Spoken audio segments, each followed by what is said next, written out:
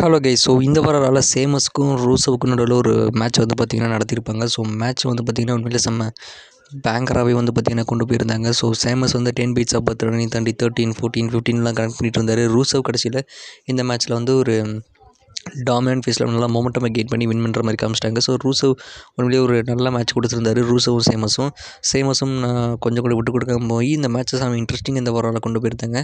ஏண்டில் வந்து ரூசவ் வந்து பார்த்திங்கன்னா இந்த ஒரு மேட்ச்சில் வின் பண்ணிட்டார். அண்டு இந்த வாரம் அது மட்டும் தாண்டி ஃபின் பேலர் மற்றும் ஜேடி மெக்டானா இவங்க 2 பேருமே வந்து டாக் டீமாக இருந்து டாக் டீம் சாம்பியன்ஸான நியூ டே எதிர்த்து வந்து பார்த்திங்கன்னா ஒரு மேட்ச் வந்து பார்த்திங்கன்னா விளையாடிருப்பாங்க. ஸோ அந்த ஒரு மேட்ச் வந்து for the tag team championship. So Finn Balor and JD McDonagh again இந்த டாக் டீம் டைட்டில் வந்து பார்த்திங்கன்னா வின் பண்ணியிருக்காங்க. So first of all New Day கிட்ட இந்த டைட்டில் எதுக்கு போச்சு அப்படின்றதே தெரில. First Finn Balor and JD McDonagh கிட்ட தான் இருந்துச்சு. அவங்க கிட்ட இருந்து பார்த்திங்கன்னா வைக்கிங் ரைடர்ஸ் கிட்ட போச்சு.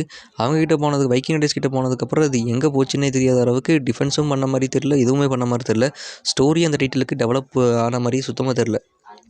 அப்புறம் மீண்டும் வந்து ரெஸ்ல்மேனியா நியூ டே கிட்ட கொடுத்தாங்க. சரி, மீண்டும் நியூ டே கிட்ட கொடுத்துருக்காங்க, கொஞ்சம் உருப்படியாக ஏதாவது பண்ணுவாங்க அப்படின்ற ஒரு எதிர்பார்ப்புகள் ஏராளமாக இருந்துச்சு. பட் ஆனால் அதையுமே வந்து உருப்படியாக பண்ணாமல் என்ன பண்ணாங்க, நியூ டே கிட்ட போனதுக்கப்புறம் ஐ திங்க் இதுதான் 2வது டைட்டில் டிஃபென்ஸு. ரெஸ்ல்மேனியாவில் ஜெயிச்சதை அதுக்கப்புறம் ஒரு டைட்டில் டிஃபென்ஸு, அதுக்கப்புறம் இப்போ ஒரு டைட்டில் டிஃபென்ஸ்னு சொல்லி 2 டைட்டில் டிஃபென்ஸ் தான் பண்ணியிருக்காங்க. 2வது டைட்டில் டிஃபென்ஸை டைட்டிலே தோத்துட்டாங்க. மீண்டும் ஃபின் அண்ட் ஜேடி கிட்ட தான் வந்திருக்கு. ஸோ இப்போ மீண்டும் வந்து இந்த டைட்டில், இந்த வேர்ல்டு டாக் டீம் டைட்டிலுக்கே வந்து ஏதோ சாபம் இருக்குது போலங்க. ஏதோ வந்து ஒன்றுமே உருப்படி நடக்க மாட்டேங்குது. அந்த உமன்ஸ் டிவிஷனில் இருக்கிற இந்த டாக் டீம் சாம்பியன்ஷிப் இதே மாதிரி தான் இருக்குது. அட் த சேம் டைம் வந்து மென்ஸ் டிவிஷனில் இருக்கிற டாக் டீம் சாம்பியன்ஷிப் இதே மாதிரி தான் இருக்குது. என்ன சொல்கிறதுனே தெரில. அண்ட் அதுக்கப்புறம் இந்த ஒரு கோல்டுபர்க்கு ஒரு ட்ரிபியூட் வீடியோ மாதிரி வந்து பார்த்திங்கன்னா அவரோட டாமினேட்டிங் கரியரை வச்சு அவர் வந்து பார்த்திங்கன்னா போட்டிருந்தாங்க. ஸோ அது வந்து உண்மையிலேயே அவர் கரியரில் நடந்த அந்த பிக்கெஸ்ட் ஸ்ட்ரீக்கு, அப்புறம் அப்புறம் எல்லா டாமினன்ட் மூமெண்ட்ஸுமே வந்து பார்த்திங்கன்னா போட்டிருந்தாங்க. அப்போ அது பார்க்குறதுக்கே அந்த மாதிரி நல்லா எமோஷ்னலாகவே இருந்துச்சுங்க. ஸோ இவர் தான் வந்து கோல்டுபர்க்கோட final match Saturday Night Main ஈவெண்ட்டில் அவர் இருக்க போகுது அகெயின்ஸ்ட் கந்தர். ஸோ அந்த மேட்ச்சுக்கு ஏகப்பட்ட ஹைப் இருக்குது, வெயிட் பண்ணிட்டுருக்கோம் கோல்டுபர்க்கோட கடைசி மேட்ச்சுன்னு.